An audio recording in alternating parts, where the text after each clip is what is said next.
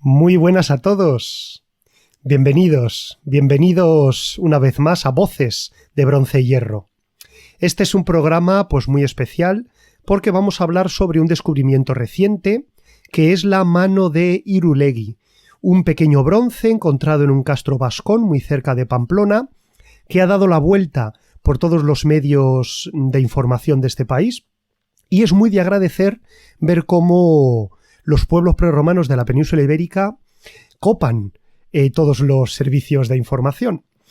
Desgraciadamente no ha sido todo positivo porque a partir de esta información primera del descubrimiento de la mano y el enunciado por parte de los investigadores de que posiblemente demostraba la existencia de la lengua vascónica en un tiempo, la lengua vascónica escrita, que es un elemento muy importante que tenemos que considerar, a finales del siglo I a.C., pues todo lo que tiene que ver con el mundo vasco, el País Vasco en nuestro país, pues sabéis que genera cierta controversia por cuestiones políticas e ideológicas, y enseguida la noticia pues se ha salido un poco de madre. Nosotros aquí en este programa vamos a intentar poner las cosas en su contexto, ni más ni menos, hablar sobre en qué ha consistido la noticia, en qué contexto se puede entender esta noticia y qué datos hay sobre ella y qué opinan los que han investigado el texto escrito en la mano sobre su significado. Y para poder participar, para colaborar conmigo en este programa, pues tenemos a Irene Guadalupo. Aquí la tenemos. Hola. Irene, ¿qué tal? Muy bien. Encantada de estar aquí. También tiene un blog que podéis leer. Irene, ¿cómo se llamaba tu blog? Sí, es la biblioteca de Pérgamo.com. Es un blog que hemos hecho entre varios compañeros de la UNED. Yo estoy estudiando historia en la UNED y entre varios compañeros, algunos todavía estudiantes, otros ya graduados, hemos formado este blog. Y bueno, os animo a visitarlo si queréis. Claro que sí, les animamos desde aquí. Y bueno, Irene, pues esta semana en Twitter hemos hecho un par de hilos en Comandita, en el que hemos hablado sobre la noticia de Irulegui.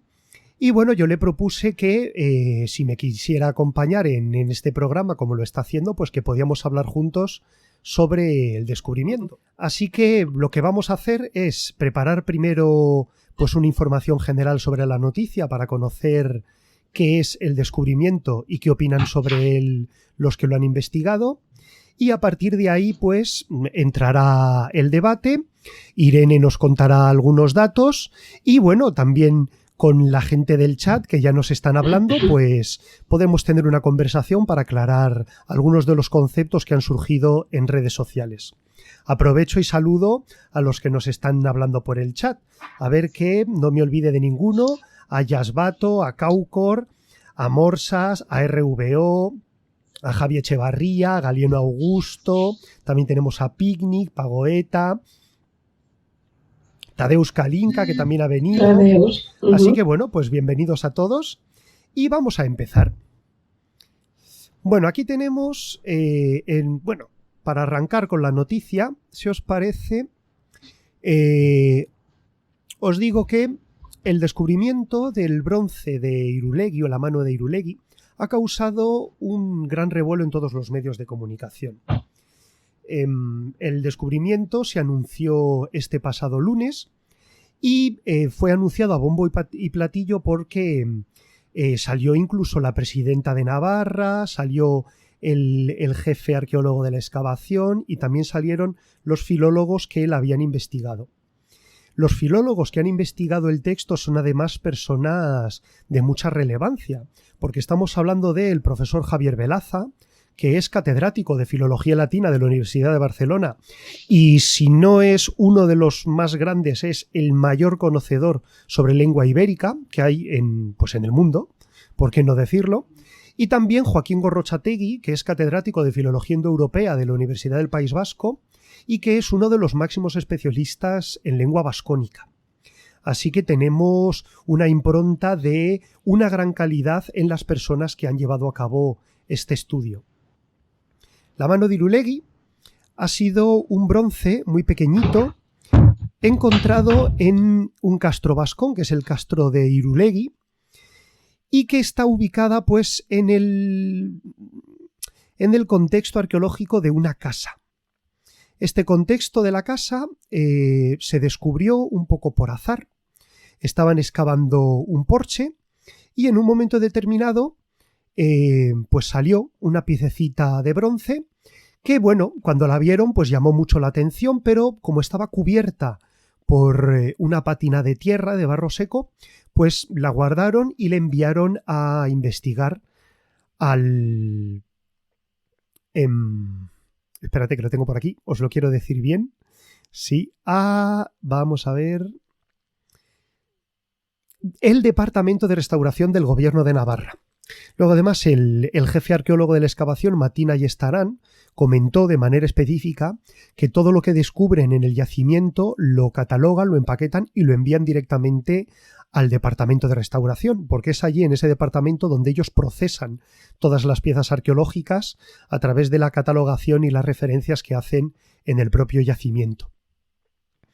Este castro de Irulegui, este yacimiento de Irulegui, está en la montaña del mismo nombre, que domina toda la cuenca de Pamplona y pertenece al ayuntamiento del Valle de Aranguren.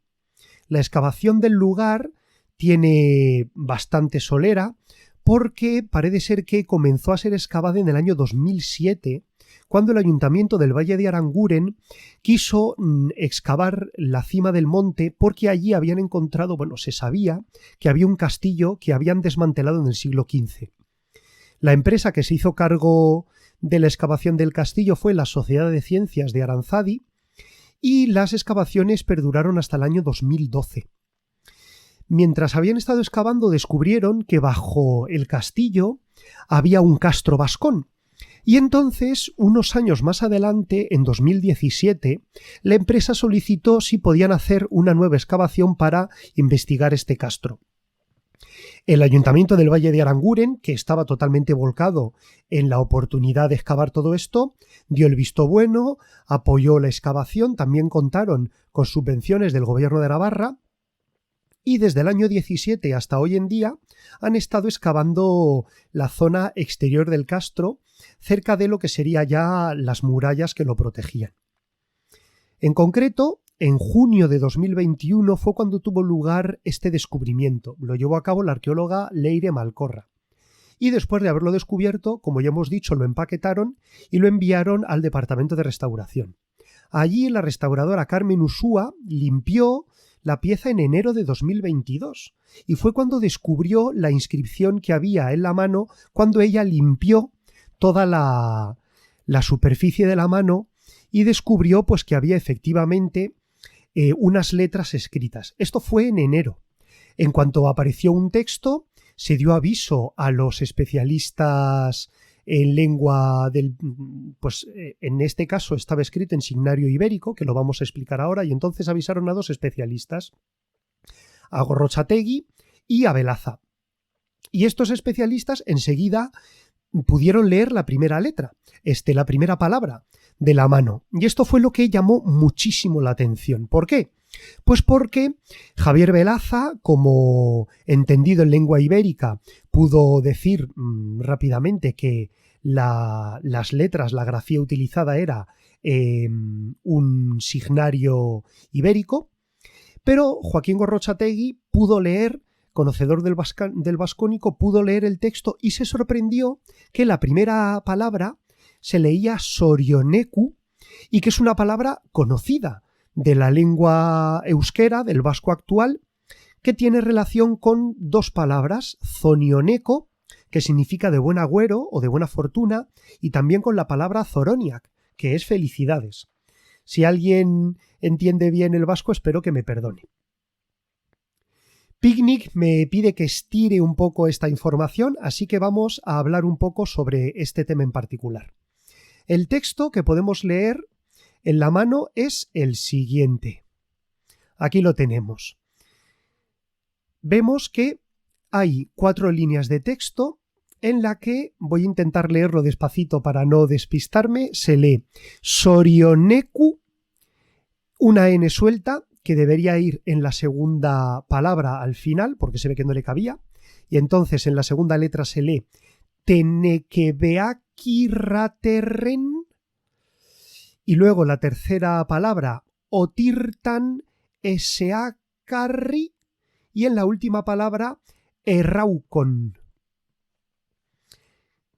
Claro, ¿cuál es el problema de este texto? Que la primera palabra llamó muchísimo la atención nada más empezar. Sorioneku. En vasco moderno, zonioneco. Me están diciendo que la Z se pronuncia como una S fuerte, así que sería Sorioneku, Sorioneku. Perdonadme si no lo digo mejor. Sorioneku, bueno, no sé.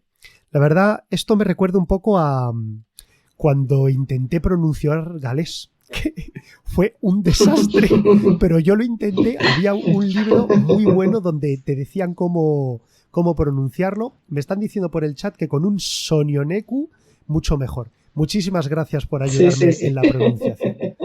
Pues ahí tenemos ese texto. Cuando Gorrotxategi lo leyó, la primera palabra quedó claro. Esta primera palabra, Sorioneku, tiene una etimología basada en dos términos. El término on, que se relaciona con bueno, y el término sori, que hace referencia a los pájaros, con estos augurios del vuelo de las aves, cuya lectura pues era muy acostumbrada en la antigüedad para conocer el destino próximo de quien los observaba. Tuve la fortuna... Está comentando por Tannhauser que la última también suena a euskera. Tiene sonido de euskera, pero no se conoce el significado. Claro, gracias. Yo tuve la oportunidad de escribir al profesor Javier Velaza. La oportunidad de escribirle y la suerte de que me respondiera. Le escribí un correo electrónico, le dije que imaginaba que estaría muy ocupado, le hablé de mi proyecto y que me interesaba despejar algunas dudas sobre lo que había surgido en redes sociales.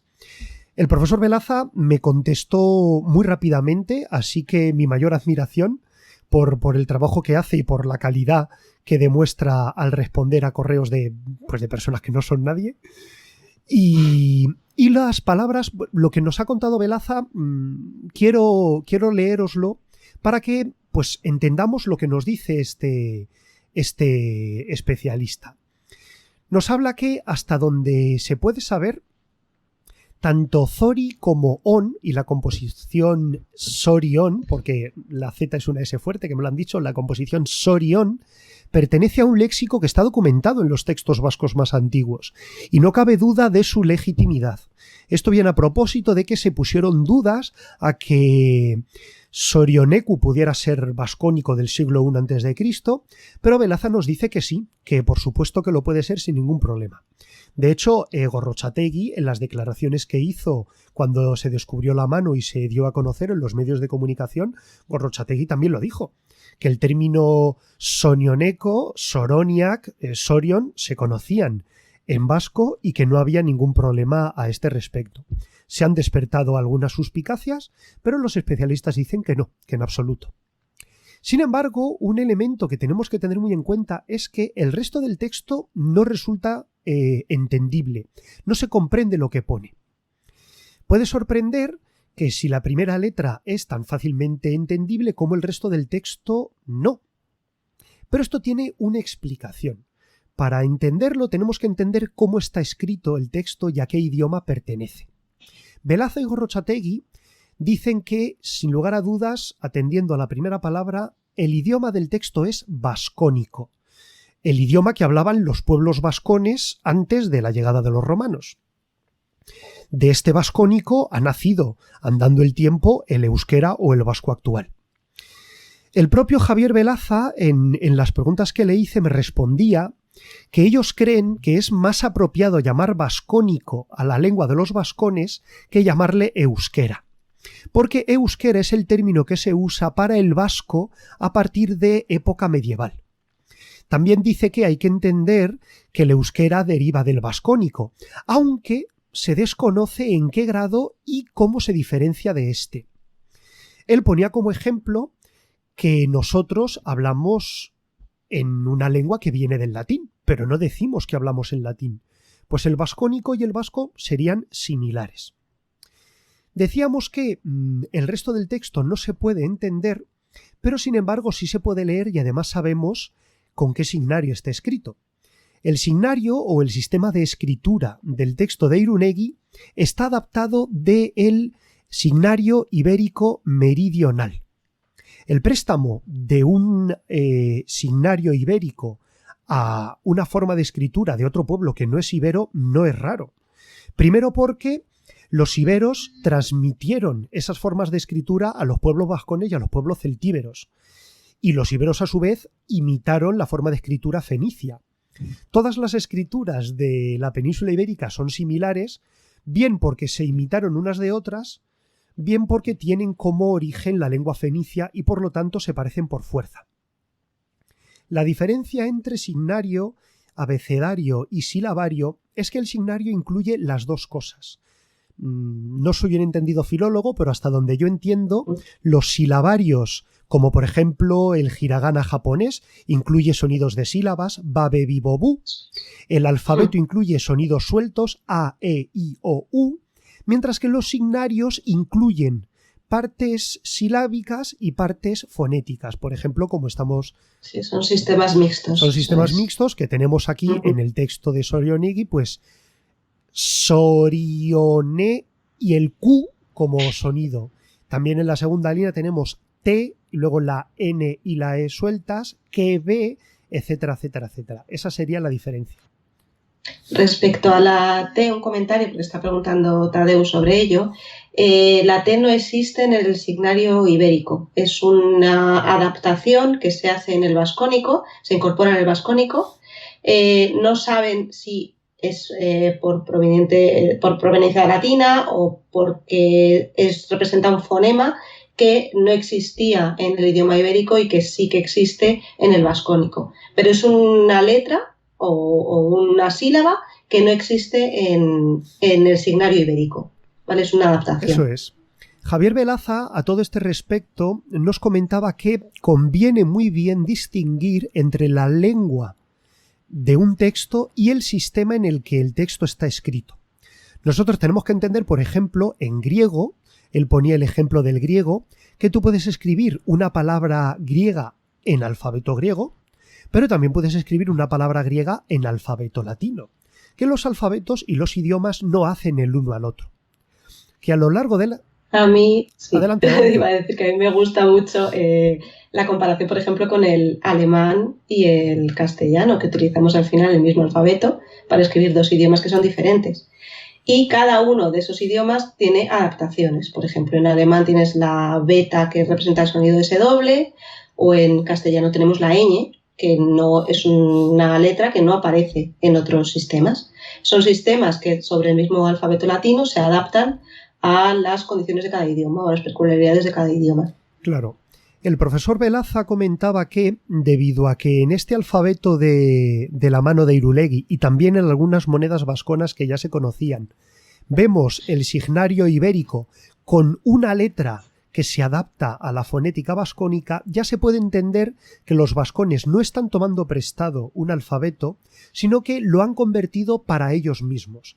Y por esto el profesor Velaza decía que ya con la corroboración con Irulegui de que esa letra T vascónica es pura del alfabeto vascónico, se podría hablar precisamente de eso, de un alfabeto vascónico distinto del alfabeto ibérico, solamente en que tienen esta T, es verdad.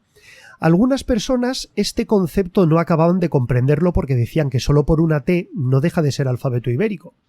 Pero es un poco el ejemplo que ha dicho Irene también. El alfabeto alemán también tiene unas palabras para escribir su propio idioma, y aunque decimos que es un alfabeto que viene del latín, en su conjunto pues los alemanes escriben con unas palabras que tienen que ver pues con su lengua alemana. Y en este alfabeto vascónico sería similar. No creo, sin embargo, que sea un punto, un eje principal de la discusión el si este es un alfabeto vascónico o si es un alfabeto ibérico meridional, sino en el hecho de que, como decíamos al principio, no se ha podido leer el resto del texto porque el propio alfabeto, el propio signario ibérico, vamos a hablar con propiedad, ya era deficitario. Los iberos tenían un problema porque no sabían distinguir entre las oclusivas sordas y las oclusivas sonoras, es decir, entre pa y ba. Si habéis estudiado griego o latín, seguro que os acordáis del petaca bodega, ¿verdad? P, T, C, B, D, G, cómo cambian esas sílabas, pues el alfabeto ibérico no las distinguía. Claro, eso ya hacía que fuera difícil corresponder la pronunciación con el texto. Si luego llegan los vascones y a su vez cogen el alfabeto ibérico para asimilar su alfabeto, tienen más problemas todavía. Y entonces el resto del texto de Irulegui no se puede leer porque en realidad hay ya unas dudas bastante grandes de que la lectura de esas letras sea realmente la pronunciación de las letras. Lo bueno de la primera palabra, Sorioneku, es que las letras son, la mayoría de ellas, alfabéticas, y entonces la lectura apenas tiene error. Pero el profesor Gorrosategui llegó a reconocer que solo se puede dar por segura la lectura Sorioneku cuando se termine el estudio lingüístico de la mano, y esto puede llevar muchos meses. Así que los propios autores, aunque han afirmado esto desde el principio, también piden que lo tomemos con calma. Precisamente en ese sentido, el profesor Javier Velaza terminaba la entrevista con una frase que es importante que tengamos en cuenta. Dice que hay que dejar trabajar a los especialistas con calma. Y esto es lo que yo decía de que desgraciadamente enseguida ya todo se ha sacado un poco de madre, vamos a decirlo, y enseguida se han empezado a tomar muchas conclusiones, incluso se ha llegado a afirmar que esto era un fraude, lo cual es algo increíble de escuchar. Y los propios filólogos dicen, a ver, hemos llegado a estas conclusiones preliminares, pero vamos a construir un estudio serio. Dice el profesor Velaza, el estudio del texto no ha hecho más que comenzar y ha de llevarse a cabo con prudencia y rigor científico. En principio, hay que recordar que el sistema gráfico que se empleó para escribirlo es en alguna medida deficitario, como lo era el propio ibérico, lo que estábamos diciendo. Se trata de un semisilabario que no es capaz de marcar ni la diferencia entre consonantes sordas y sonoras y tampoco entre consonantes en posición plosiva o de final absoluto. Y eso obliga a considerar diferentes posibilidades de transcripción y análisis. Se requiere analizar el texto con pausa y precisión filológica, y para eso tenemos que esperar a que se escriba el artículo y a que los investigadores lleguen a las conclusiones. Esto es el trasfondo general de la mano de Irulegui. Pero Irene, ¿qué problema ha habido con las redes sociales? ¿Cómo se ha entendido esto del texto y por qué de pronto la gente, vamos a decirlo, se ha puesto un poco nerviosa? ¿Qué ha pasado? A ver, ha habido un poco de todo. Yo creo que uno de los problemas fue que la noticia cuando salió se dijo, se ha encontrado la primera inscripción en euskera. Claro, es que hay que explicar que esto no es euskera, que es vascónico, que además se supone que el euskera deriva del vascónico, pero tampoco se sabe con seguridad. Al final hay muy poquitos textos en vascónico escrito y es algo que se está investigando. Otra de las confusiones que ha habido, que a mí me ha llamado mucho la atención y que he tratado de explicar, es que se confundía con el íbero. Es decir, primero, había mucha gente que comentaba, es que esto nos va a ayudar a descifrar el íbero. Bueno, ya sabéis que el íbero es un lenguaje, que ahora mismo una lengua, que hoy por hoy no se puede descifrar. Nosotros, como conocemos el signario y conocemos, podemos saber qué fonemas son los que se transcriben con ese signario, nos es posible leer ibérico, pero no nos es posible descifrar lo que pone. Esto es algo que los investigadores llevan muchísimos años trabajando y bueno, hasta ahora lo que se está diciendo es que se cree que el íbero es una lengua emparentada con el euskera, con el vascónico, pero todavía no tenemos la seguridad. Vale, entonces, bueno, esto fue otra de las confusiones que hubo. Precisamente esta confusión entre signarios llevó a mucha gente a pensar que era un idioma ibérico o que nos iba a ayudar a descifrar el ibérico, cuando no, lo que estamos haciendo es transcribir con un mismo signario lenguas distintas. A mí me gusta mucho poner el ejemplo del bronce que no me sale ahora.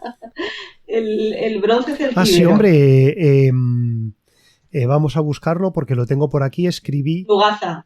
Sí. El ejemplo del bronce de Lugaza. El bronce de Lugaza es un bronce que está escrito en idioma celtíbero.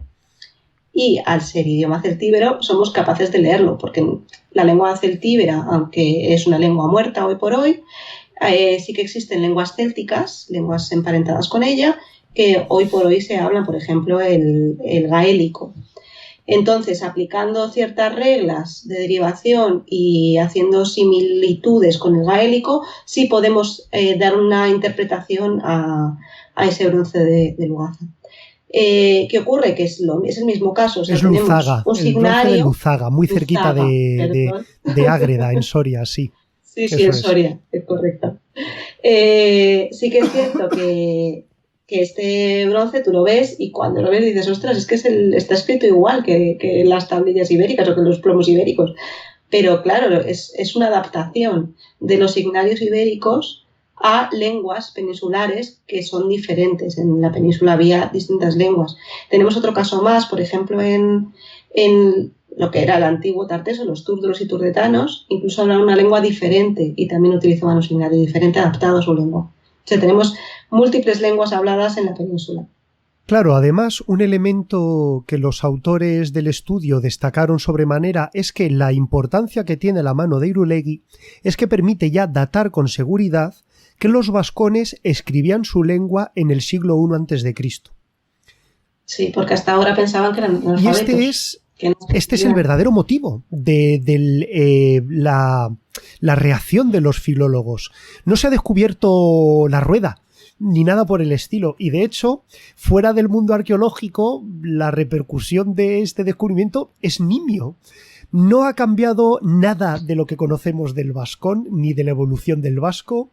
No ha cambiado nada la cronología del lenguaje en absoluto. Simplemente se pensaba que los vascones, hasta pues casi época medieval, no escribieron. Tenemos, eso sí, inscripciones epigráficas de época romana, en monedas en lengua vascónica y aquitana, dedicaciones a los dioses, pero no textos escritos. Es decir, se creía que el pueblo vascón transmitía oralmente todos sus conocimientos y no usaba la escritura más que para fines muy concretos.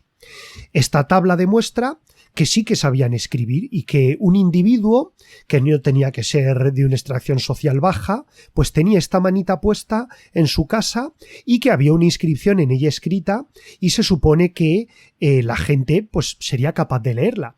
Y esto es el significado y esta es la relevancia que tiene Irulegui, que nos da pistas para reconocer que los vascones sí que ponían por escrito su idioma.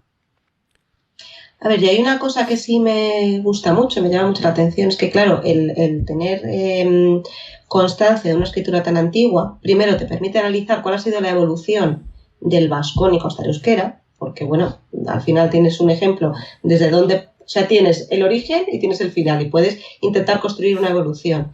Y eso quizás podría ayudarnos a intentar reconstruir algo en el ibérico e intentar dar significado, si realmente están emparentadas las lenguas, que todavía no lo sabemos.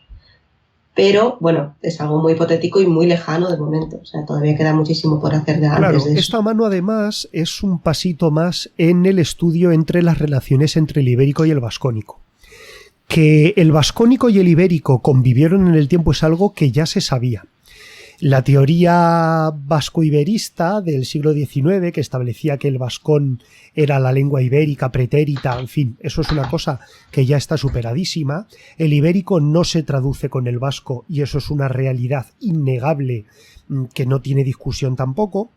Pero algunos estudiosos, sobre todo Joan Ferrer, están analizando que los vascones y los iberos sí compartieron históricamente características lingüísticas, como nosotros con los ingleses, por ejemplo, que utilizamos el picnic y el, pues no sé cómo decirlo, ahora con tanta tontería que decimos ahora, vamos de shopping, ¿no? Y todas estas cosas, pues tenemos palabras inglesas que han permeado en el castellano. Los iberos, las palabras que permearon en su idioma por parte de los vascones son los numerales.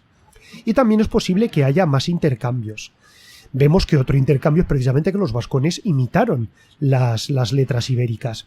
Eso está muy bien porque incluso ha llevado a teorizar que posiblemente el vascón y el ibérico vengan de un mismo tronco común, de alguna lengua, no sabemos si preindoeuropea o indoeuropea, que se hablaba en la península ibérica y que mientras el ibérico, pues claro, se extinguió y desapareció con la llegada de los romanos, el vascónico ha seguido evolucionando hasta el vasco actual.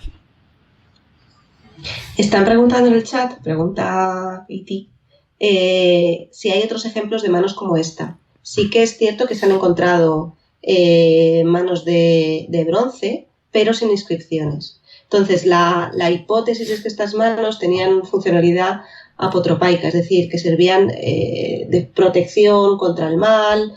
Hay que tener en cuenta que este yacimiento está inscrito en el contexto de las guerras sertorianas. O sea, hay una guerra civil, y entonces parece ser que pudiera ser de alguna forma una protección contra el mal o contra los efectos de la guerra, etcétera. Además, recuerda mucho a prácticas que todavía existen hoy en día, ¿verdad? Sí. La mano de Fátima, la mano siempre como un elemento de protección. Se sabe que estaba en la entrada de una casa porque se encontró en el umbral. Tiene además en la unión de lo que sería la palma de la mano con la muñeca un clavo que serviría para tenerlo clavado en la pared, probablemente a la altura de los ojos, para tocarla con la mano. Y dado que la primera palabra es sorioneku, buena suerte o buena fortuna, pues posiblemente tuviera este sentido general que ha dicho Irene, de tocar la mano para desear la buena suerte o desear la buena suerte de los que entraban, en ese sentido. No es un caso único específicamente del mundo vascón, pero en el mundo de la cultura en general pues sí que se reconoce y es bastante conocido. Sobre el caso de el vascón y el vascónico ha habido también varias dudas y ya decimos que todo se basa en la primera palabra. Claro que también es cierto que no hay mucho vocabulario vascónico original. El vascónico y el vasco se parecen poco, aunque es verdad que proceden de la misma familia, que por su evolución el vasco actual tiene su génesis en el vascónico. Bien es cierto que con un diccionario de vasco tampoco sería fácil traducir el texto de Irulegui. Lo que sí que da pie, teniendo algunas palabras y sabiendo de dónde deriva, o hasta dónde llega, mejor dicho, yo sí que tengo alguna esperanza de que puedan traducir el texto o por lo menos hacerse una idea general del sentido del mismo. Sí. Yo creo que eso sería un elemento muy positivo. Y claro, si ya se ha encontrado un texto escrito en un castro vascón, pueden encontrarse nuevos textos en el futuro. Porque este texto además es un texto muy cotidiano, ¿no? En una casa de un señor para desearle la buena suerte. Y si pueden escribir para elementos tan cotidianos, pues esto nos da... Podemos dejar volar la imaginación y nos da que pensar en si en otros contextos pueden encontrarse más textos en vascónico. Ay, la tos. Uf, sí, el tema de la tos es tremendo. Así que bueno, en términos generales tenemos que decir que la mano de Irulegui no es un descubrimiento que va a revolucionar la arqueología. Esto hay que decirlo. Pero no pasa nada, ya está. Se ha descubierto, está muy bien, pero no va a cambiar, no va a dar la vuelta a lo que ya sabemos del vascónico. Sí que le da un pequeño detalle para conocer un poco más sobre la evolución del idioma. Que hacen falta más estudios para entenderlo detenidamente y que desde luego hay que levantar cualquier sospecha de que esto sea un fraude, porque existe totalmente un conocimiento específico de todo el proceso de descubrimiento, de la cadena de custodia y de todo lo relativo al descubrimiento, así que tampoco hay ninguna duda de su realidad. Comenta Mazpilik en el chat que ya se había encontrado otro bronce en el valle de Aranguren. Pues es una buena información, pero yo no la conocía. Y que si, pregunta Yasbato, que si podría tener relación con el símbolo de la higa romana, ¿no? Pues sí, todos estos símbolos con las manos, los cuernos, ¿verdad? La higa, la mano, sí. Sí, son símbolos protectores. Sí. De hecho, creo que muchos de estos símbolos luego evolucionaron en la historia de la magia, ¿no? ¿No? Incluso la peineta que hacemos nosotros y los cuernos son en realidad gestos que en la antigüedad más remota tenían un valor mágico real, ¿verdad? Es muy interesante. Y luego pregunta RVO que hubiese sido revolucionario si hubiese estado escrito en 2 signarios o alfabetos. Bueno, llegamos a el gran debate que es que, madre mía, si hubiera estado escrito en, yo qué sé, en vascónico y en ibérico, y a partir del vascónico pudiéramos tirar del ibérico. La maravilla. Madre mía. ¿Sabes lo que pasa? Hablando de ese tema, yo creo que eso está ahí en algún sitio. En algún lugar, en algún yacimiento que todavía no hemos excavado, hay un mármol, hay un bronce con una piedra de Roseta, con unas leyes en latín y unas escritas en ibérico. La piedra de Roseta del Ibero. Ese descubrimiento sí que va a dar un vuelco a toda la historia de la península ibérica, a toda la historia del mundo. Pero la mano de Irulegui es importante en el contexto del estudio filológico del vascón, pero no va a ir más allá. No va a ir mucho más allá. Y si no hubiera sido por el revuelo mediático, porque tiene que ver con el País Vasco y la gente enseguida se pone nerviosa, pues la verdad es que no habría llamado mucho más la atención, aunque los que estamos metidos en el mundillo, pues todo este tipo de descubrimientos nos gustan mucho.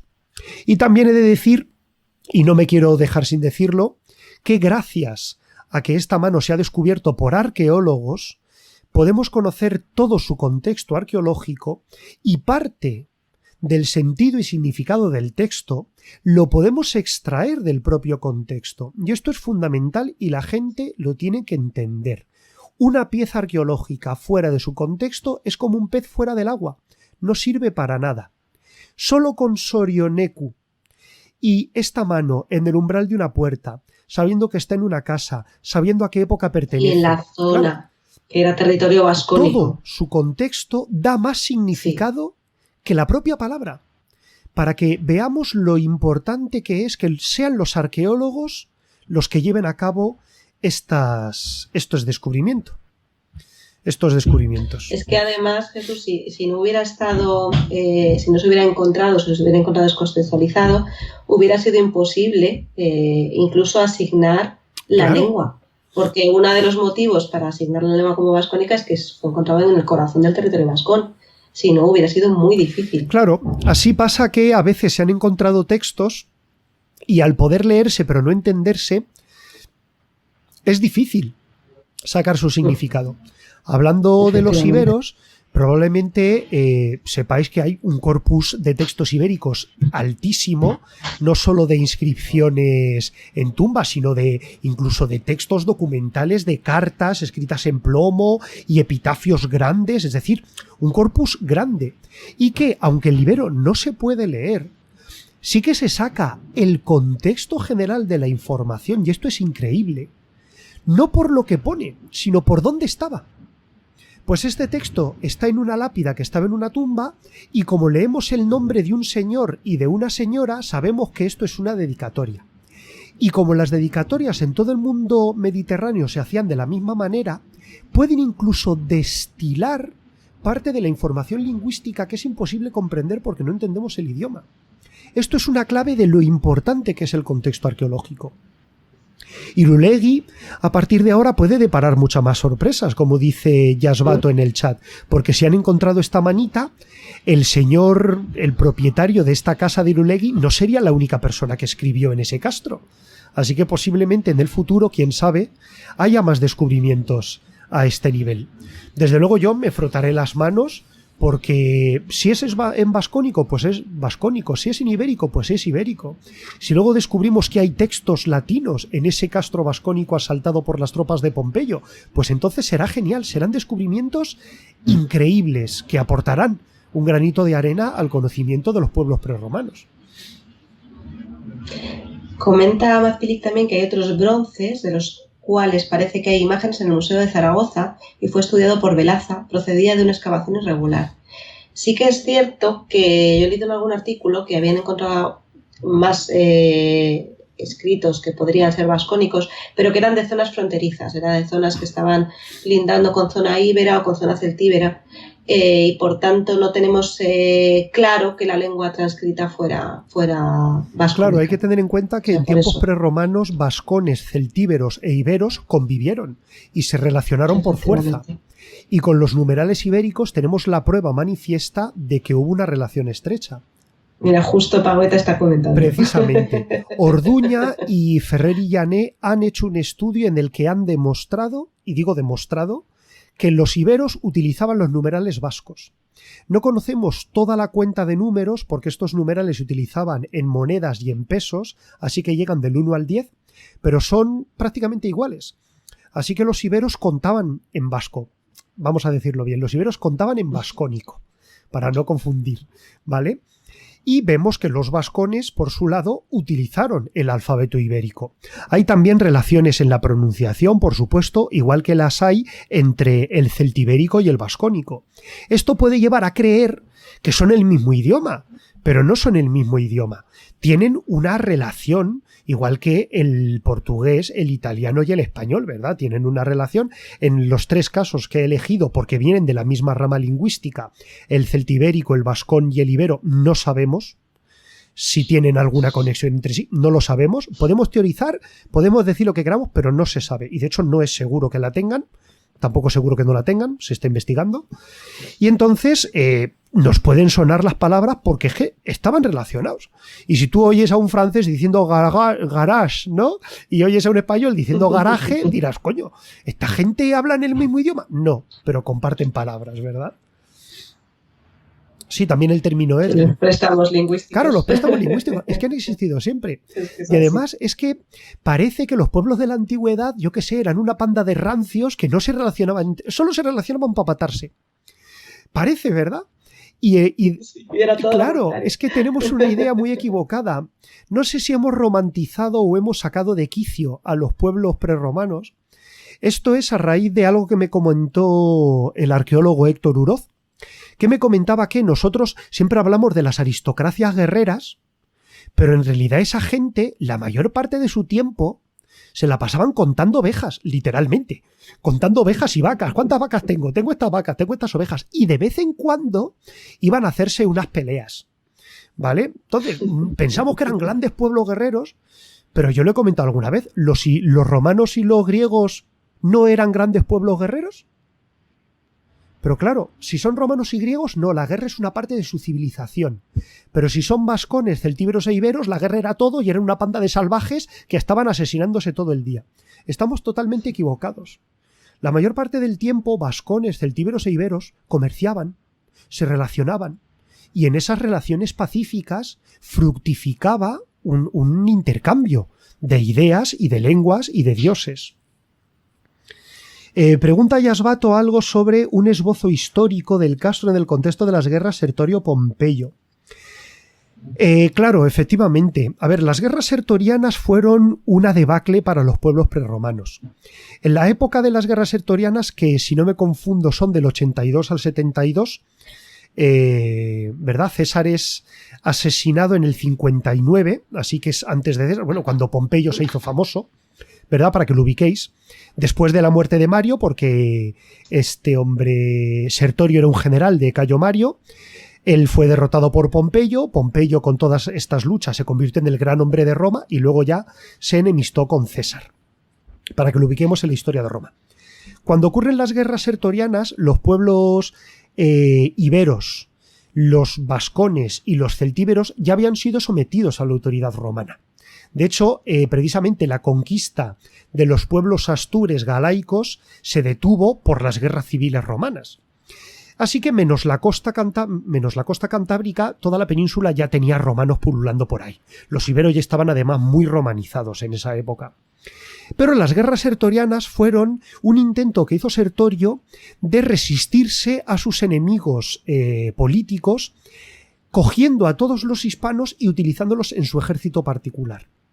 Esto dio alas a las élites hispanas con esa sensación de que a lo mejor podían elegir bando, elegir el mal menor o quién sabe incluso si el bien mayor, para quitarse de encima pues las obligaciones presupuestarias, estipendiarias y militares a las que le obligaba Roma.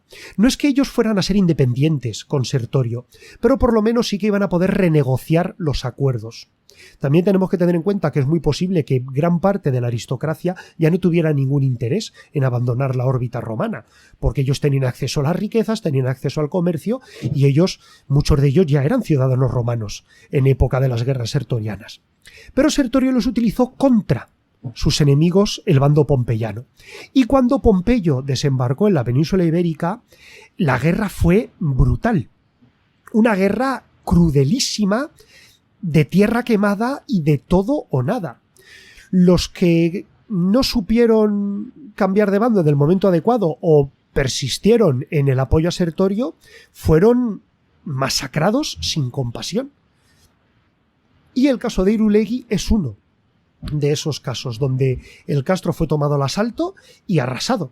De hecho, el jefe arqueólogo de la excavación comentaba que Irulegui, igual que pasa con Libisosa, que habla Héctor Uroz de ella y que fue destruida también en época de las guerras de Sertorio, al ser arrasadas en un asalto, son como cápsulas del tiempo, porque la vida de la gente quedó congelada en el momento traumático en que llegaron los romanos y arrasaron con todo. Así que es posible que Irulegui efectivamente dé muchas más sorpresas en el futuro. Comenta Tadeus, que dice que unir restos arqueológicos con acontecimientos históricos conocidos por fuentes escritas es por lo general muy aventurado. Claro, pero Tadeus, hay determinados contextos que se entienden perfectamente, claro, porque es la época, porque es el tiempo.